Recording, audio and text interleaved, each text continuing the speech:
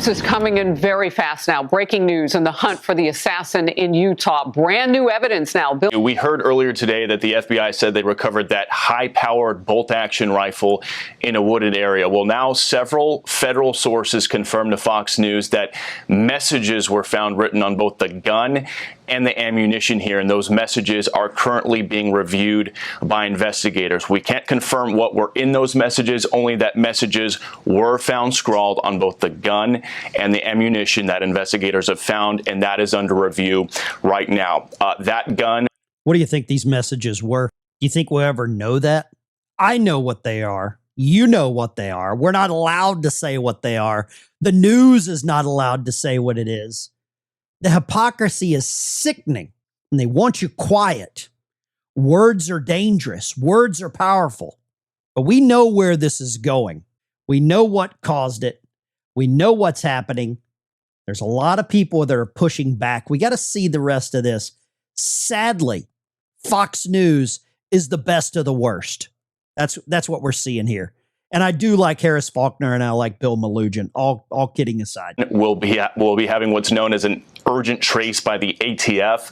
That is when they're going to try to find out where the gun was purchased, when it was purchased, what the possible chain of custody was. Keep in mind, the FBI also announcing earlier this morning they found a partial palm print. They also found some footprints, and they do have good surveillance video of the suspect. They just say they're not going to be releasing that video right now. They say those images show that person, whoever it is, jumping off a building and running off into a neighborhood, and that person appears to be college-aged. But again, Harris, multiple federal sources telling Fox News that messages of some kind were found written on both the gun and the ammo, and investigators right now looking at those messages as here we are about 20 hours after this assassination and still no suspect in custody just yet. But it sounds like investigators are hot on this person's trail. That's all we got right now, Harris. We are getting new information, but just the information they want you to have. What happened to the truth and nothing but the truth? The facts, just the facts, ma'am. Dragnet, right? What happened to that? Why are we, the American people, like mushrooms? We're just kept in the dark and fed shit. We're not given the whole story, the rest of the story, as Paul Harvey would say. Why not? And Fox News, like I said, they're the best of the worst. That's all we've got right now. But there's more information coming out, and it's trickling out, and we're going to cover that here. Thank you for watching. This is the Ben Dykes News Channel. Smash the like and subscribe button before we get too far into this. Leave your comments down below what you think is the real cause of this. What do you think radicalized whoever did this? I'm a firm believer it is the news media. I believe the news media is complicit in all of this. We're going to know more about whoever this is than we will ever know about the person in Vegas. They all leave behind a manifesto, and for some reason, you and I, the public, it's too dangerous for us to know about these things. The hypocrisy knows no bounds. Let's grab the next one. I don't know if it's just me, you guys, but is everybody else taking this hard? I can't even go in the house, like, with my family. Like, we had our own crisis. Like, I am taking this hard because Charlie represents not just, he represents so much to the conservative movement. He is, there's not a person they could have took from us that is more important besides maybe Trump or somebody like that. But that's how important that man is and has been. Just the way he died, you know, doing what he loves, getting shot. For what? For what? What did he do? This is supposed to be America. This is not America. This is not the America I grew up in. It's not. The left has turned this into a scary place for people like me and others that just love our country, right? We're doing the best we can to love God, and Charlie was a man of God, man. The AmFest, he cannot be replaced, and they know this. That's why they came after. That's why he picked Charlie. It's hard for me. I mean, I've never met him, That's how you know when you've impacted the world. When your death makes people who never met you break down like they're your best, like we were sat at the table together. It's a devastating day. This guy never met Charlie Kirk. He doesn't look like Charlie Kirk. He doesn't look like me. You can see the pain in his eyes of what was taken from us. And he brings up a very good point of why they took him from us. And I'm going to use the word they, because this is a movement. This is an odd movement. And in my mind, a movement that they have a lot of challenges, a lot of mental challenges. We'll use that term here. But they took him because of the impact that he had. They took him because of the voice that he had. And they took him because of who he was talking to. Young men and women at these universities. He took the knowledge to them rather than them paying these hundreds of thousands of dollars for degrees that they're on the hook for the rest of their life. In debt, he took the knowledge to them. That's why they took it to him. And I don't know if we'll find the guy, or if we do find the guy or girl or whatever it is when they find it, what's going to happen. I'm losing faith in law enforcement. I'm losing faith in the FBI. I'm losing faith in all levels of the justice system. This is what the left wanted from Butler, Pennsylvania, and they didn't get it. So they had to hold that breath. And now they got what they wanted. And the left is exhaling. They are allowing all this anger and hatred to vent. And we're seeing it. And these people are vile and sick and disgusting. We need to make them all famous. That's what we need to do. Charlie Kirk, it's very obvious that the amount of, political violence and advocating for political violence that's happening on the internet has turned up the temperature and created an environment and a culture where this type of behavior is normal. And not only is it normal, but it's actually encouraged. And the problem is that now people are acting on it. And you're starting to see this happen, and I think it's going to continue getting worse. I don't think Charlie Kirk is going to be the last one, but I think that we will look at Charlie Kirk's death and see it as a turning point in this topic. And what I'm really trying to get at here with this entire point is that right now we are at a extremely pivotal moment. And I think that what's going to end up happening is that right-wing people are not going to continue to turn the other cheek. They're not going to continue to just, this is just a crazy left-wing radical. I think you're probably going to see right-wing people doing the same thing to left-wing people. And honestly, while I don't think this is a good thing, I certainly don't really feel that sorry for them, because a lot of left-wing people have no problem advocating for violence, or they have brought this on themselves. I don't want to see it. I hope I don't have to take part in it. I hope I'm not forced into a corner where I have to defend myself or my family because of my political beliefs or my religion. But that's how we got here. That's how America became what it is. Because there were damn good men and women that had enough. They got pushed just a little too far. And they had to revolt. And they came here from another country because of the persecution. And now that persecution is here. And there are people walking amongst us on a daily basis that hate me if I wear a certain color hat. They hate me if I have a bumper sticker for someone I voted for. They hate me for loving America. But yet those same people will burn the American flag. They will burn down cities. They will destroy anything and everything in their way because of their ideology. They will put kids in jail for cutting donuts on some rainbow-colored crosswalks. But if you burn a rainbow flag, if you burn a flag that goes against their ideology, they're bringing the heat to you.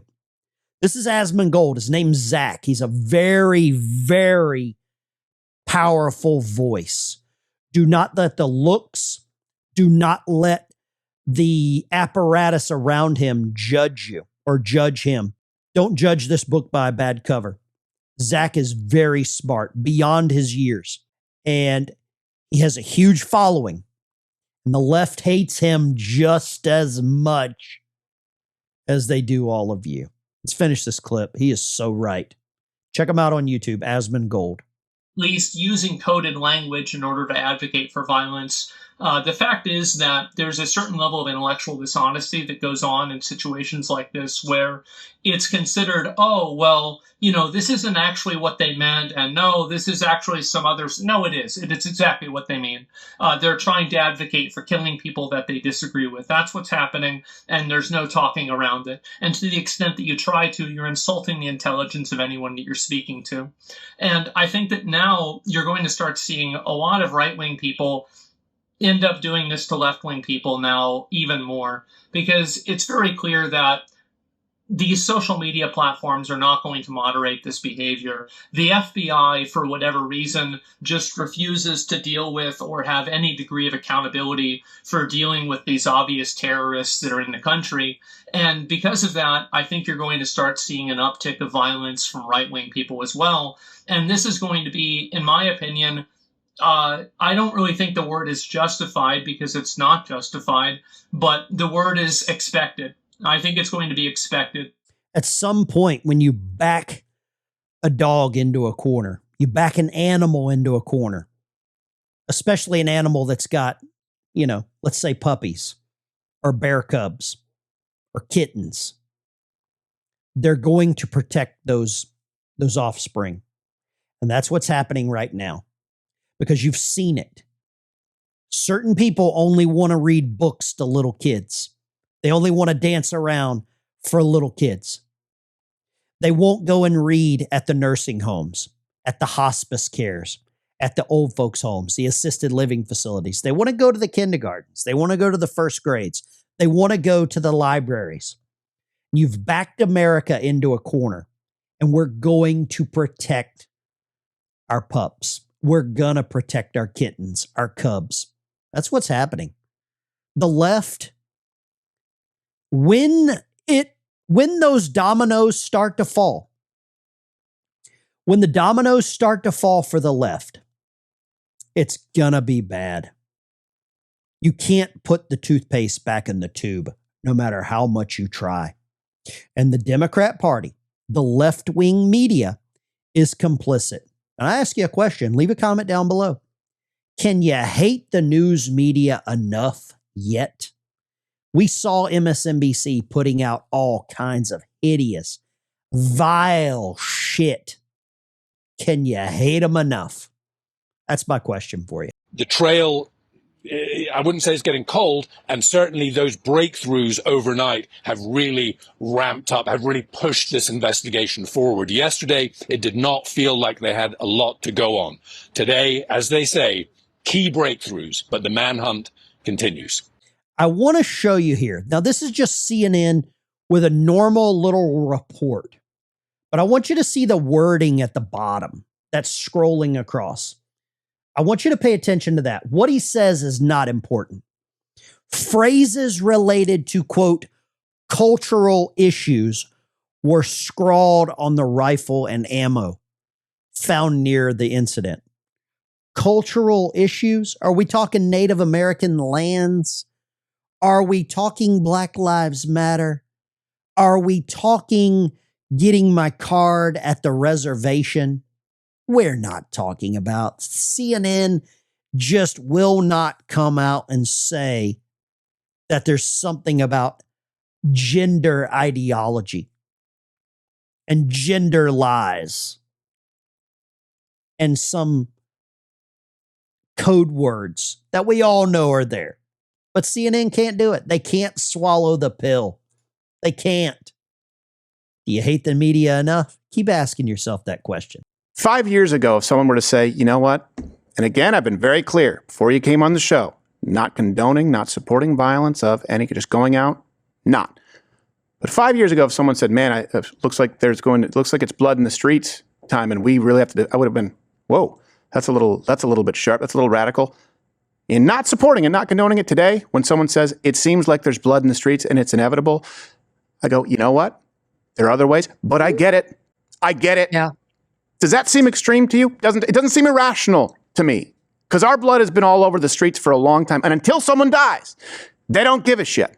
They excuse it. I know you're not rooting for it, and I'm not rooting for it either. You're saying, as a practical matter, wouldn't that be the next logical thing to expect, given how angry the right is, how victimized the right has been? I mean, truly, the left loves to play the victim. They love it when they're not. They invent fake ailments, disorders, etc., and claim victimization of white privilege and white anti-Black racism all the time when it doesn't exist. We actually are being victimized. There's no other word for what happened to Charlie Kirk yesterday. Hunted. He was hunted, and they victimized his beautiful wife and their beautiful children and all of us who loved him and his message. That's actual victimization, a word I hate, but it happens to apply here. But they don't see it. They don't see it. 5 years ago, if someone were to say, Why don't they see it? Do you feel hunted? Do you feel targeted? Do you feel ostracized? I know I do. And I know a lot of people, a lot of different colors, a lot of different accents that feel exactly like they do. And Crowder said it. He's not advocating for violence. He's not advocating for the stuff to be spilled in the streets. But the left continues to press the button. And Charlie Kirk was hunted like an animal. He was targeted. He was singled out. That should worry all of you. And people like Megyn Kelly and Crowder, I'm sure they get these threats all the time. I get them here. I get all kinds of hate mail, all kinds of anger crap, because people disagree with you. But the conservative base, we're supposed to thoughts and prayers, thoughts and prayers, thoughts and prayers, kumbaya. While the left continues to fight dirty with low blows. Butler, Pennsylvania, don't ever forget that. Don't ever forget the Mar-a-Lago golf course. You're not going to forget Utah State University. They're in Orem. I'm not going to forget it. I don't know what the answer is, other than be prepared. And if you have to, you better fight for everything you have. There's some opportunists on every platform. This is one of the biggest. It's Ian Carroll. He says yesterday was a turning point for Israel. You like how he used the organization turning point? Blaming Israel. Less than 24 hours and the internet already figured out who the most likely culprit was. He was their friend. He basically dedicated his life to them, talking about Charlie Kirk. And they took his life in front of his family. So Ian blames Israel. We know nothing about this. But for some reason, Ian Carroll, and I'm sure Candace Owens will be in on this as well, have all the answers to connect the dots. I'm sure it's going to get changed into something about the list, something about that. Some level of distraction around the list. Maybe this will be associated with Brigitte Macron as well. These people are snake oil salesmen. They're selling lies. They're selling hate. Ian Carroll is no better than Al Sharpton, the race pimp. This guy right here is the Israel, the anti-Semite pimp. Make this guy famous. You don't know anything, Ian. I think your dad might have worked for the CIA. I know you're a rich kid from Washington, Seattle.